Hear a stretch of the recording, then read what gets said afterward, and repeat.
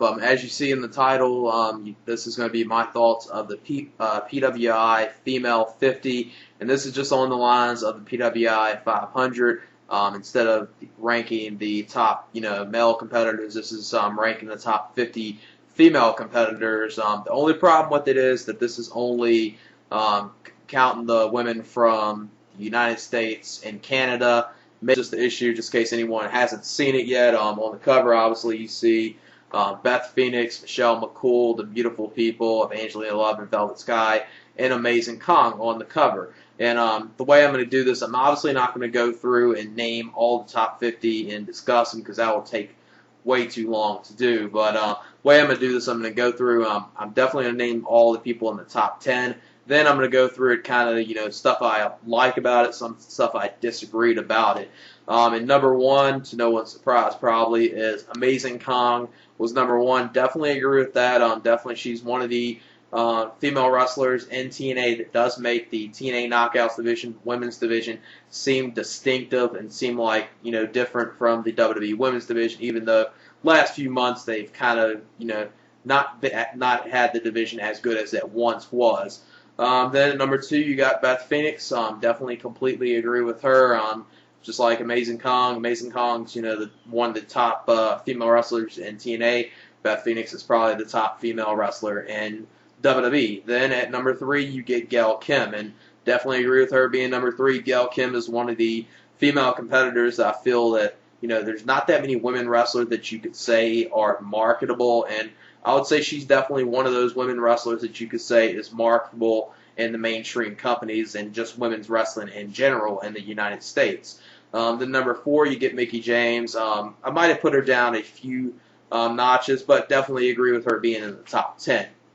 Then number five is you got the Shimmer and the NWA Women's Champion. You got MsChif. Definitely agree with her being in the top 10. Number six is Sara Del Ray. I probably would have put Sara Del Ray in front of MsChif. I would definitely included Sara Del Ray in the top 5 because I definitely would say Sara Del Ray is probably one of the best female wrestlers going today. And that's just not saying, the U.S., that's saying worldwide. I would say she's easily, one of my favorite female wrestlers, and I would say out of, all the female wrestlers, in the United States and in Japan, she's definitely one of the top female competitors.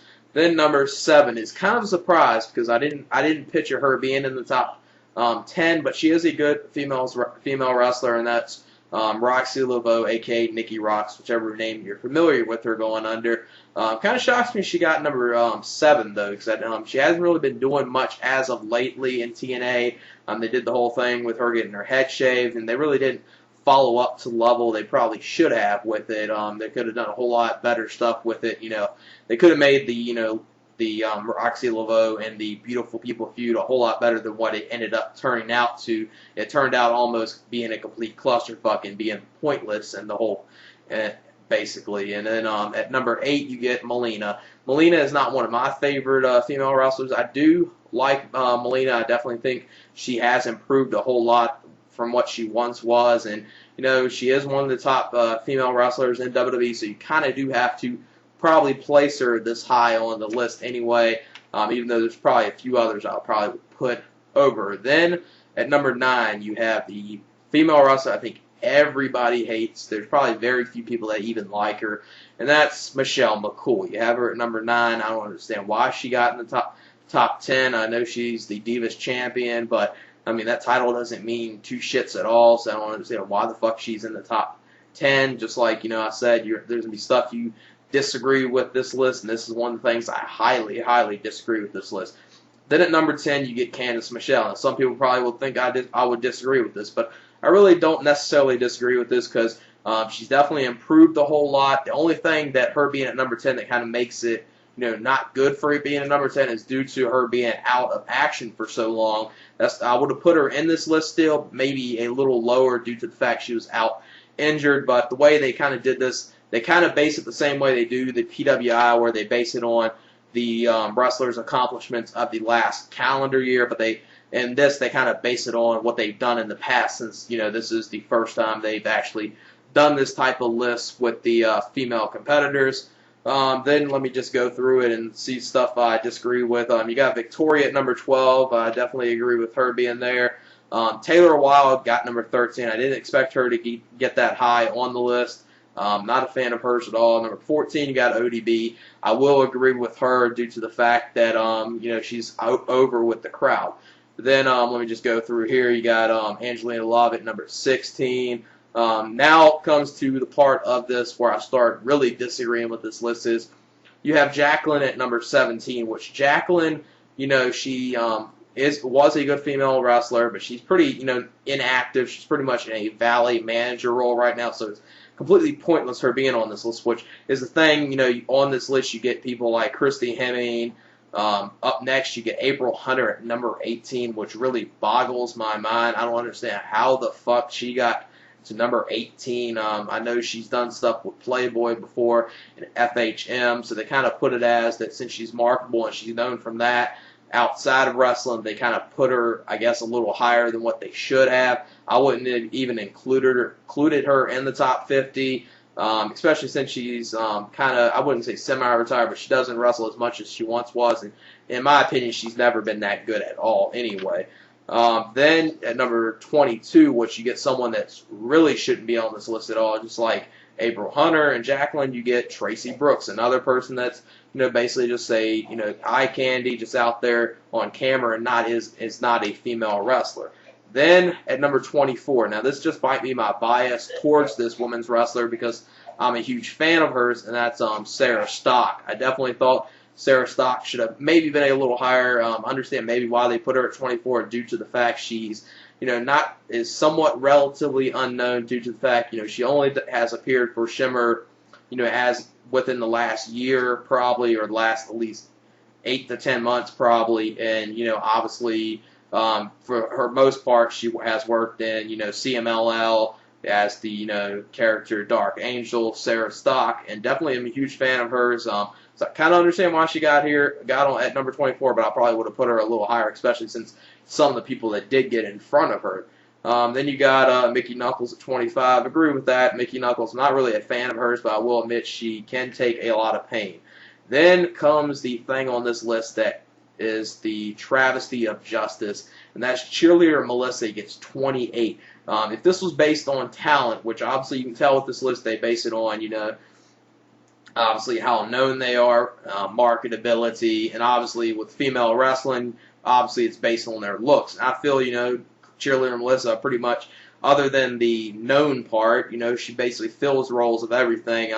Definitely if they got her out of this whole Raisha Saeed gimmick in TNA and let her perform as Cheerleader Melissa, I think people will see how great she is. She's definitely one of the top women's wrestlers on the indie scene. I definitely would love to see her in the Knockouts division in TNA at some point in the near future, and definitely, she deserved at least to be in the top 15, I would say. Then you got Maria at 29, completely disagree with that. 32, you got Kelly. I will say one thing about Kelly, she has improved, but she hasn't improved that much that I would have put her, there. I probably would have still put her on this list possibly in the 40s due to the fact you kind of got to include a good amount of the TNA and WWE women's wrestlers due to the fact that they're known. That's one thing about this list. You have to at least make sure, at least 55 to 60% of these names in here are pretty much known to casual fans. And the other ones, people be like, hey, this person sounds like it's good. Let me look her up, see how they are. Just like, the PWI. If you don't know someone, you want to find more information about them. Then you got, let me see, let me go back. Then you got Cindy Rogers at 33. Kind of agree with that. I might have put her up one or two more notches, but pretty much where I would put her. Then Jillian Hall at 34. Jillian Hall is a good women's wrestler, but WWE really needs to get her out of this whole, singing gimmick, this whole Britney Spears thing. It's getting very, very old. Then, coming up, you got some relatively unknown names where you expect, 3 or 4 unknown names.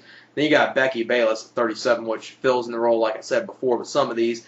If they do this again, they got to, change it up a little. Don't include valets and managers or people that just do on-screen, on-screen roles. It has to be a female wrestler, I would say. Just like on the lines with PWI 500, they wouldn't include, Jim Cornette, Paul Heyman, Paul Bearer, any of those managers in there, would they? So why would they include, the female managers and valets in here? It seems completely pointless. Then you got someone else on this list that shouldn't be on here, and that's at 39, and that's Layla. Don't understand why she's on this list at all. Possibly, with some of the women in WWE, if they get enough training, they possibly could be, good at some point. And 42, you got Christy Hemme.